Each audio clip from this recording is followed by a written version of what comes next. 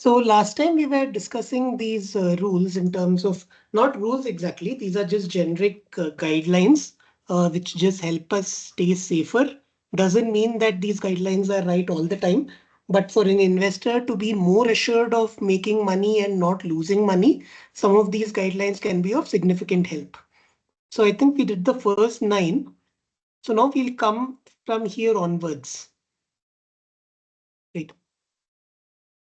So does the company have a higher profit margin than competitors? Does it have more value addition, the difference between input and output? So typically, see, it's not necessary that we are only looking at it from a competitive perspective. Generally, it is good for a company to have a very good profit margin. That is something we've already discussed.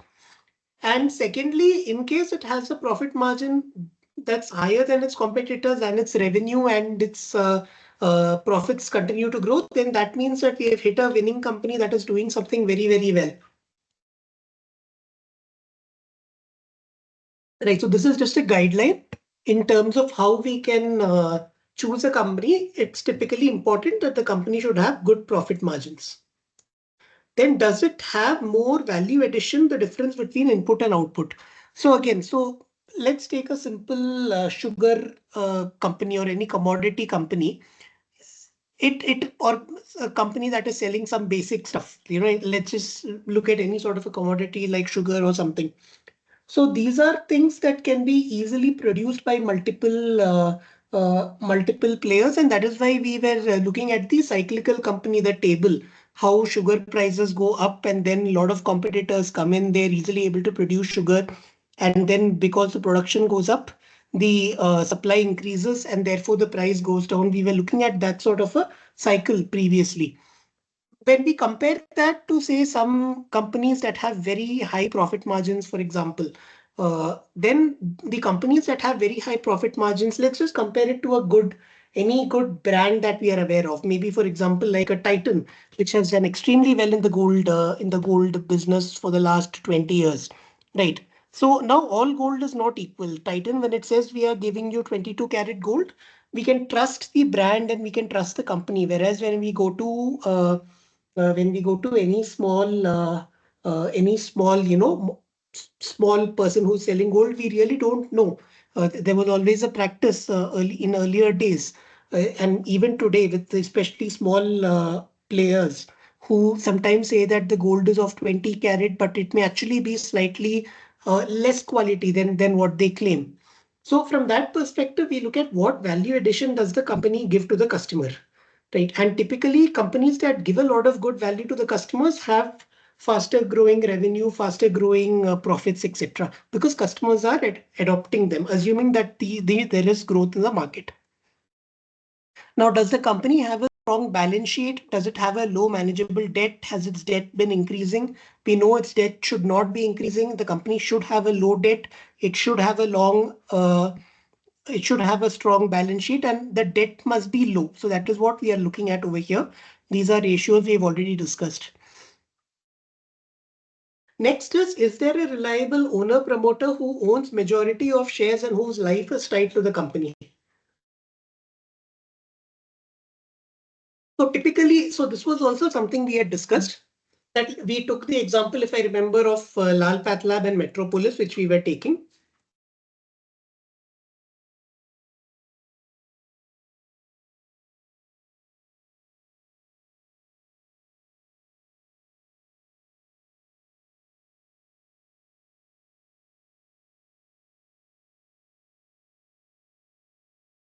So instead of having promoters who have 10 different businesses, 20 different businesses, it is preferable to have a promoter whose whole life is tied to one business.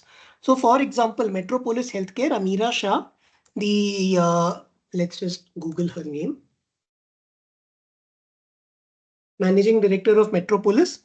So this lady, not only her, but her father actually owned the lab, and their entire life has been dedicated towards making this Metropolis successful. So she took over her father's pathology business in 2001. So let us say tomorrow Metropolis crashes. It's not just a job that is gone. basically the entire life work of the family from previous generation and her generation is gone, right? That is what is at stake. So when we have a promoter who has so much at stake, then we can be confident that the promoter will do everything to make this company successful. So in the same way, whenever we are looking at reliable owner promoters who own a majority of shares and whose life is tied to the company, we can be sure that they will give 100%, 200% to the company, as opposed to certain other promoters who own, say, 10 companies. And if one or two companies don't do well, they don't care. Even if four, five companies don't do well, it's okay. They still have another five companies. So their life is not tied to the company, as compared to a promoter who has only one company and, whose present generation, previous generation, etc., all were tied to that company and owned that business. Right. Is the stock DCF valuation reasonable? We look at DCF valuation after doing this questionnaire. There are ways to just look at the valuation, and we look at some very simple ways of doing that. Then we have already discussed this market cap to sales, PE ratio, and also price to book ratio. So let's look at, so we focused more on PE ratio, which we already discussed, that when we look at the mean, we look at the mean PE of a company. And then when the PE of a company is well below its mean, assuming that there is no abnormal jump or fall in profit, right? That those are the kind of companies we are talking about, because if there are abnormal jumps or abnormal lows and profits, then the PE can also abnormally jump up and down. Right. So assuming there is no such thing, we typically buy a company when its PE is well below its say 10-year mean, and then we can sell it sometime when its PE is well above its 10-year mean. So that is one way of approaching this. But since profits can be quite abnormal, right? So one of the other ways in which we can look at it is through market cap to sale.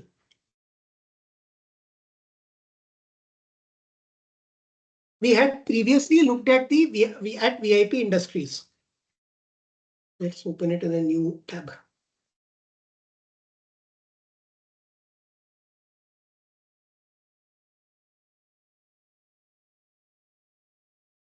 So we had previously looked at VIP Industries, and we saw that from a PE ratio perspective, you see over here during COVID, the company was making a lot of losses.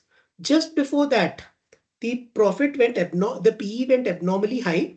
And then just because the company started making a little bit of profit, the earnings were very low. So the price to earnings was very high.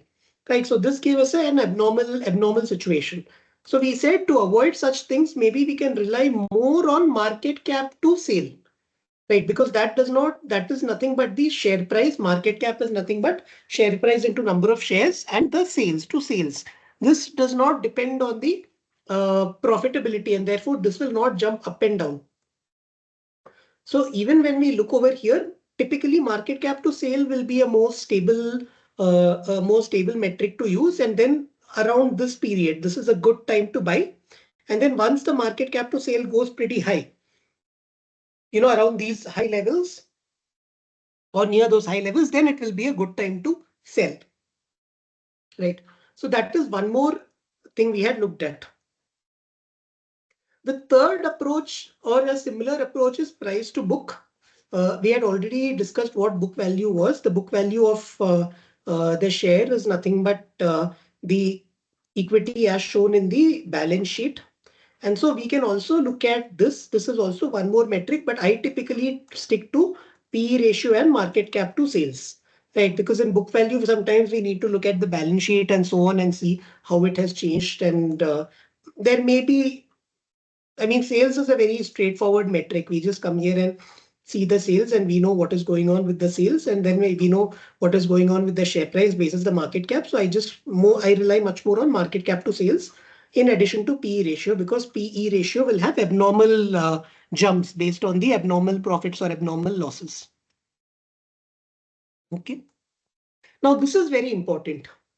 How did the company's stock price fare during the previous recessions? Only after you have convinced yourself that even with stock price getting trashed in the market, you can still afford to live with downside risk, should you go ahead with the investment. So given any really bad recession, so let's look at some stocks during the COVID period. Right. let's start with the Sensex.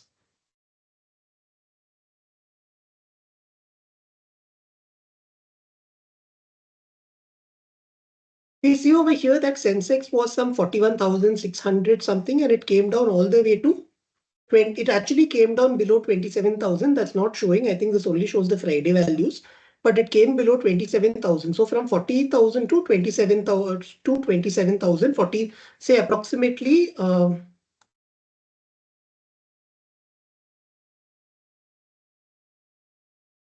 Sensex fell by approximately 35%, right? Now, Sensex itself fell by 35%, but there were many smaller companies which fell by 50%, 60%, and so on. So assuming, let's say that we have put all our money in the stock market and let's say we have 1 crore. Now, if that 1 crore comes down to say 50 lakh, 40 lakh, 60 lakh, any investor normally will be having sleepless nights, right? So we should not just invest in some company and hope and pray that such a day doesn't come. If we are in the market, then it is inevitable that such a day will come when we will find ourselves in the midst of a recession. So that is why there are two parts to it. The first thing is, of course, that we have already discussed. We are buying companies when, so let's look at the Sensex PE ratio. You see, Sensex PE ratio here was very high. And then here Sensex PE ratio went down. So we have always told that whenever the PE ratio or the market cap to sales, here we don't have that, okay. Whenever the PE ratio is quite low, that is one of the good time to buy it. And when the PE goes high, it's a good time to sell it, right? Well above the 5-year, 10-year, we are usually looking at the 10-year mean. So during this time, it's a good time to buy. And then when it goes somewhere here, it's a good time to sell. So that is one way in which we are avoiding getting into a recession typically, because before a recession, valuations are usually quite high. And then you can see here, valuations were quite high compared to last, how many? Since Feb 2015. So since 2015 to 2020, this is the highest valuation. So by this time, if we had offloaded some of our portfolio, we would have been rich with cash. We would have had a good amount of cash. And then once the market crashed, it would have been a good time to put the money, right? So that is one way in which we can avoid getting caught in a recession. But the second approach and the most important approach is this. Whenever we purchase a particular stock, we should always be aware of how has the stock performed during a recession. Has this company crashed? Has this company stayed relatively stable, right? So now what kind of companies stay stable and what kind of companies crash? That is also something we need to understand. So let's look at something like an FMCG business. An FMCG business, let's say, for example, let's just take the example of Britannia, for example, or Asian Paints, right? These are simple companies. These are known as defensive companies because even when there is a recession, people will keep buying some of these items. So people will not stop using soap and they'll not stop using shampoos and they'll not stop eating food and so on just because there's a recession, right? So a company like a Britannia, for example, you can see over here, we don't even know when COVID hit, right? If we were to look at this chart, we don't even see a great fall during COVID. You see here there is one fall, 3,300 to something like 2,600. And here it is 3,200 to something like 2,400. So this company experienced very little, comparatively very little fall. So let's say 24 to 32.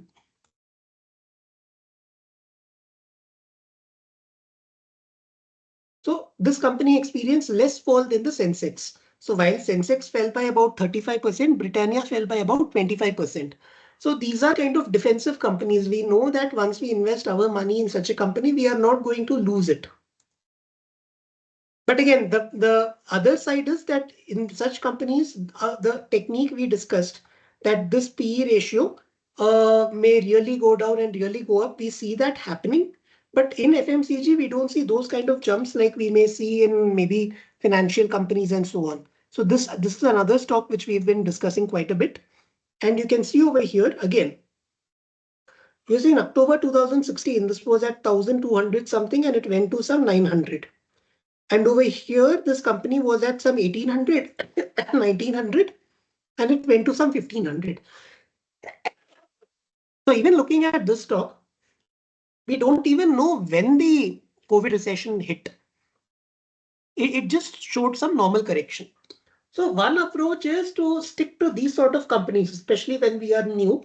Good FMCG sort of companies, good paint companies, good companies we know. So how do we know these kind of companies? We will know these companies just by looking at the products that you and I will use on a daily basis. Whether there is a recession, there is no recession, whatever it is, we will continue to use it. Right.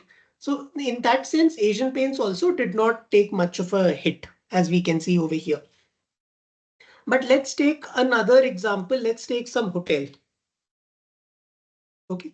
Let's look at Lemon Tree Hotel, for example. Now, once COVID hit, you can see here, once COVID hit, the stock, which was at about 85, in 2018 also it was at around 85. This stock went all the way to 16, 15, right? So this stock fell by,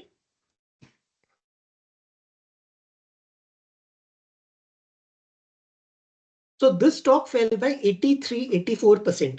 So if we had invested 10 lakhs in the stock somewhere here, then during COVID, that money would have become 1.3, 1.4 lakh, and we would have said, my God, my life is ruined. Like that is what we would have experienced. But let us say we had put our money at some time over here, right? Then this money would have significantly gone up after that. So you can see between from here, from 16, it has gone up to almost 150, some 15 to 150. It's almost a 10x return within a period of 3 years. So these kind of companies may offer us higher returns, but we have to be very cautious. We really don't know. So when COVID hit, we didn't know whether these companies will collapse or whether these companies will stay afloat or whether these companies, or what will happen. And during this whole period, especially during this April, May, June, July, etc., there would have been a lot of uncertainty, especially also during this, during second wave and all, there would have been a fair amount of uncertainty because we don't know whether this company can actually survive it. Now, there may be companies which go down and then we buy it thinking, oh, it's a great time to buy it. And then we may find that after we buy it, the company collapses and we lose all our money. So that is another thing we need to be aware of. So the way we look at it is, if we are not sure, invest in companies like this, right? Whatever happens, you are going to get a return. So from here, let's say you bought somewhere here, this 2000, let's say you bought at 2600. Nobody hits the bottom exactly. Let's say you bought at 2600. And then within like say 3, 4, 5 months, this has come to 3800. So within like 5, 6 months, you've already made a 50% profit. Take that profit and be happy. This is a very safe approach of making good amounts of money. But once we get into the markets and let's say we have understood a sector very, very deeply, very, very thoroughly, or we have done some deep analysis and we know that a stock has fallen down, but it will not, the company will not collapse, for example, then it is actually a very good time to invest in such stocks when the prices are very, very low. So what we can do is, whenever we are not very sure, stay in this. If we have done a lot of analysis, you can invest in this. If you want to take a little bit of risk, put your majority of your money in companies like this and just put a very small amount. So let's say we put 90% of our money here, for example, right? 90% of our money here. From 90, this becomes, let's say we get a 50% gain. So from 90, this becomes 90 and 50% of 90 is the 45. So from 90, this will become 135, right? And the 10% that we put over here, if it goes, the 10% goes, no problem. We have still got 100 to 135. We've still got a return. But if this 10% gives us a return, that 10 will become an 80, 90. So that is one more way to go. So put most of our money in these kind of companies and just put a small amount in those sectors that are taking a hit. And if you lose the money, you lose the money. But if you make returns, you make a brilliant return. So that is one more way of thinking about it, right? But we are looking at it from the perspective of how not to lose money. And the way to not lose money is to be confident about how stock prices have fared during previous recessions. So let's take another stock. Let's take, for example, VIP Industries or Safari Industries.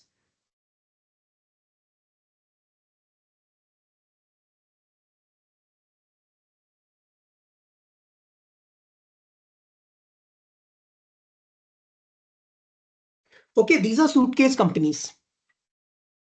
They make your suitcases, they make your travel bags and so on. So when we look at a company like a Safari Industries, we see this company was there from 2005, right? This company was there even during the 2008, 2009, 2010. There was a huge recession. So this company survived that recession. Okay. And then this company has also survived COVID, right? So if we look at a company like this, we say, okay, this company has been around for more than 20 years. It's already survived major recessions.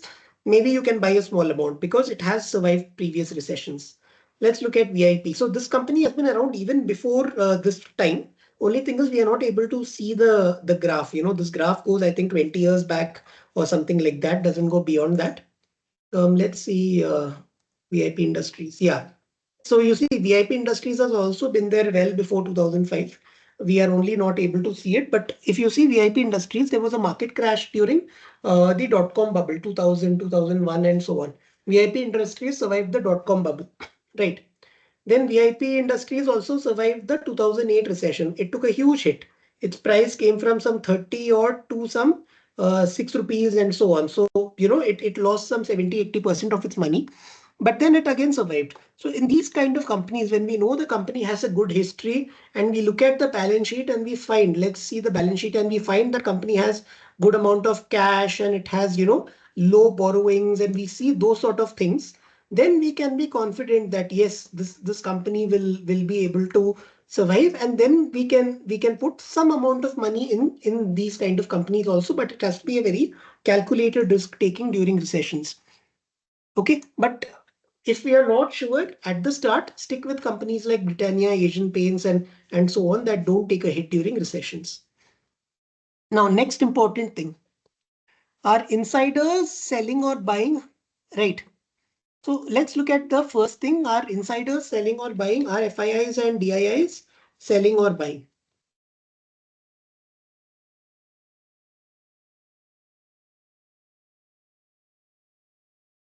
So you can see this institutional investors are buying. So this is one of the key ways in which we look at a stock. Because what happens is people like you and I, we are small retail investors. We are like little ants. We don't know what is actually going on inside a company. We see the financial documents, we see some documents, we see the con calls, but we don't know what is happening in the ground. We have never stepped inside the factory. We have never, gone to the distributor or to the main stakeholders of the company. We have not spoken to the management of the company. We cannot form a very, thorough inside view of what is happening. But once we look at these mutual funds have huge amounts. You know, mutual funds are worth. There are mutual funds that are worth several thousand crores, several tens of thousands of crores, lakhs of crores, and so on. So in each company, when they buy a huge amount in the company. They may invest 500 crore, 1,000 crore, 2,000, 5,000, whatever crores of money in a given company. So when a mutual fund has so much company, whether it's mutual fund or foreign institutional investors, so it can be foreign institutional or domestic institutional investors. And you can see here, for example, Malabar India Fund. Malabar India Fund has 5.36% of this company, Safari, right? So Safari is worth 12,000 market cap. So Malabar's value is roughly worth a little over somewhat more than 600 crore. So in this one company alone, this this fund has invested has some 500, 600 crore worth of investment, and you can see here that is one company. Now, how many companies has this invested in, right? There are some 20, 30, whatever companies. So this fund itself may be some 15,000, 20,000, 30,000. Some it's a significant amount, right? Shareholdings. Let's look at shareholdings. You see, it has invested in so many companies. So therefore, they will, when they've owned, say, when they've invested 500 crore, 1,000 crore and all, before they put such a large sum of money into any company, they will typically do very, very thorough research. They may go meet the CEO. They may go meet all the senior management. They will typically go to the factories of the company. They may go and talk to distributors. They may go to the warehouses and so on and so forth. They'll do a lot of physical visits. They'll ensure that all the books of the company are clean. They will do a lot more thorough analysis than a retail investor typically can, right? And they also, when an institutional investor is typically buying a stock, it means that based on their research, they think that this company is undervalued. They are called the smart money. So when the smart money buys a company or buys a stock, it is an indication that the company may be undervalued, right? Now, having said these things about these institutions, it is good to have a look at what they are doing, but we should never blindly follow what they are doing. We should always apply our own common sense. So this is just one of the metrics that we are using, saying, okay, are institutional investors buying or not? If they are buying it, like you see Asian Paints, they are actually buying it. We can see that they are buying it. So that's a positive sign. Indigo Paints, they're actually buying it. So that's a positive sign. So there are a lot of companies where institutional investor holding is steadily going up. Okay. So that is generally a positive sign. So if we are looking at a company, we think that the company has good financials, good metrics, good everything, and then we are considering buying that company. And then once we see the institutional investor holding go up, so let's just look at Asian Paints.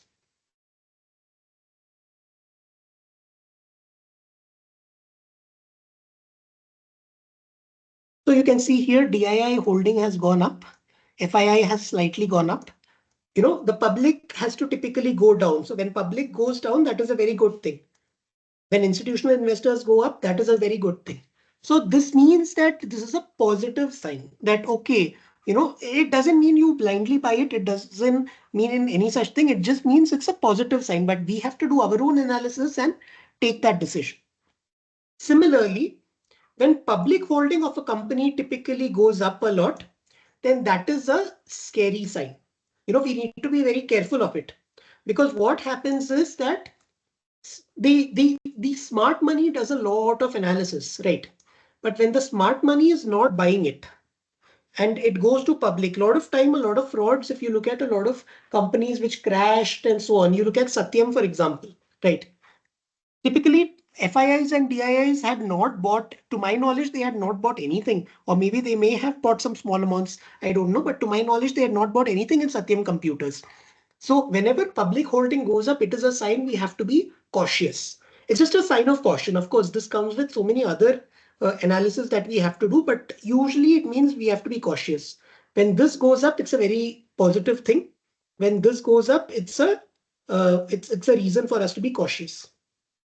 Similarly, promoters, right? If promoters are buying more shares of the company, that is again a positive sign. Why will a person want to own more of his company? When he knows that, hey, something positive is going to happen, this share price may go up, there are going to be some positive events, so let me buy it now. And then after the promoter buys the stock, maybe we may find that the share price goes higher, right? But when a promoter sells the stock, we again need to be careful and analyze why the promoter is selling the stock. It may be a negative sign. It is usually perceived as a negative sign, but it may not always be the case. It may not always be the case, because sometimes what happens is promoter will sell some of his stake to a institutional person like an FII or a DII or something, right? In other cases, maybe the promoter has some other personal things going on, right? They may sell some small percent of their company so that they can do some personal purchases. Sometimes we find they purchase land, they purchase houses and so on. And any promoter who is, owning such a large company, typically they will not just own all their assets in this company. They will have a little bit of other assets also, so that since in case something goes wrong here, they are still afloat. So when a promoter holding goes down, it's reason for us to be very cautious. It's a reason for us to perceive it with a lot of, it is likely to be a negative news, but not always. We should be careful and we should understand it. So shareholding pattern is always a very important thing to analyze. Okay. The next thing, right? Have the promoters taken advantage of minority shareholders? For example, right? let us say a company, they have a company which is owned by their own family, and then they have a listed company, right? And what they do, they will supply raw material from their family owned company to a higher price, at a higher price to the listed entity. So basically, indirectly, they are just extracting the money of the listed entity back into their family owned company. That's what they are doing. In the process, the minority shareholders are losing money and the promoters are basically gaining the money. So there are promoters who may take advantage of minority shareholders again. Now, for a promoter to be able to do this, this means that the promoter needs to have a family owned company or some other company. So that is what we were discussing, that is there a reliable promoter who owns a majority of shares and whose life is tied to the company. So if a promoter's life is tied to the company and they don't have other companies that they own, then this kind of, this kind of nonsense is unlikely to happen. Chances are very, very low. So that is one more reason why I prefer to I prefer this sort of an approach. Right. Do company executives own decent shares of stock of the company? If they do, then yes, it means the company executives also have a stake in the company doing well. If the company does well, then their stock, basically, the value of their stock goes up, they become richer. Okay. How is the company's ROE and ROCE for extended periods? We have discussed ROE and ROCE. How is the company's cash flow? This is also something that we have discussed. Okay. Does the company have a short consumer repurchase cycle and a long product cycle? So what does this mean? So let's take the example of toothpaste. So as far as toothpaste is concerned, we will buy toothpaste what, every 1 month, 2 months, 3 months, whatever. Right? We will keep buying toothpaste very, very frequently. Now, is this a product that requires a lot of research? Has toothpaste changed in the last 10 years, 20 years in any significant way? No. Right. So what does this basically means, that this company that is selling the toothpaste can be assured that consumers will keep buying their product, right?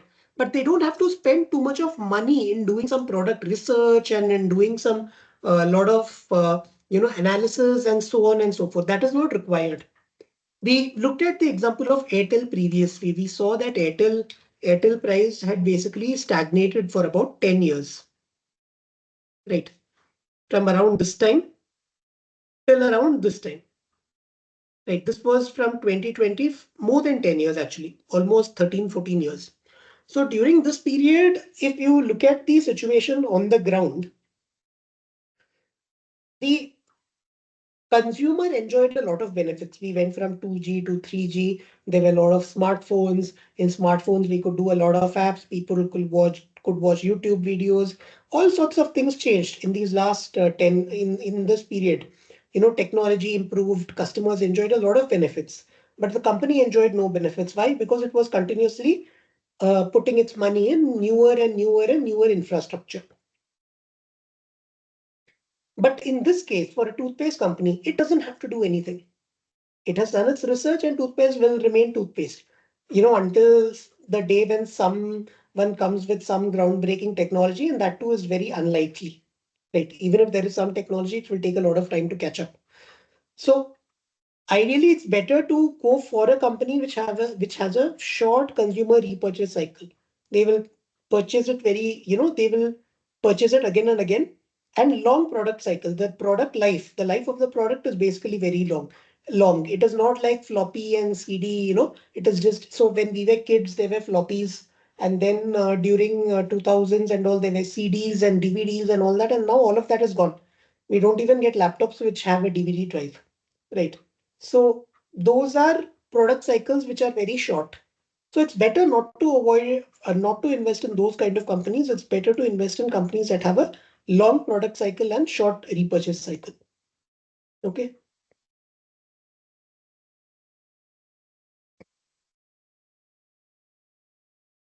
So what does management do with excess cash? So typically in rich companies, what happens is there are a lot of companies where management will have a lot of extra money, right? Now, with money, they can do different things. They can build new factories. They can reinvest in some, they can reinvest into the growth of the company. That is actually a very, very good thing, right? In another case, they can buy some shares back. So if management buys back shares, that's very good, because then for the remaining shares that are there, the dividend, the amount of dividend that is given typically goes up and the value of those shares go up, right? Do they give dividends? That's also a good thing. They are giving shareholders money. Do they reduce debt? That's also a positive thing. So basically, we are looking at whether management is spending excess cash in a sensible way or not, right? One of the key risks that management often does is they mindlessly acquire other companies.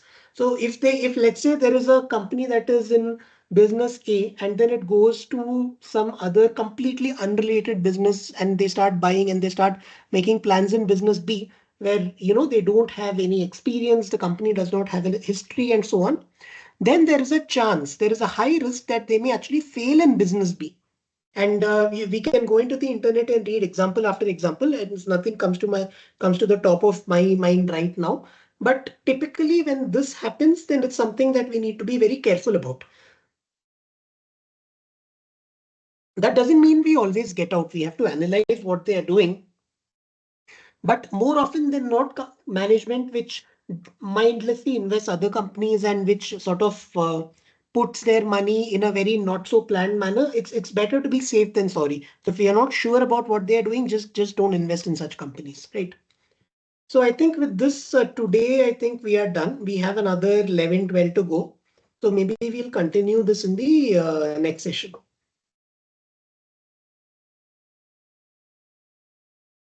Yes, so any doubts?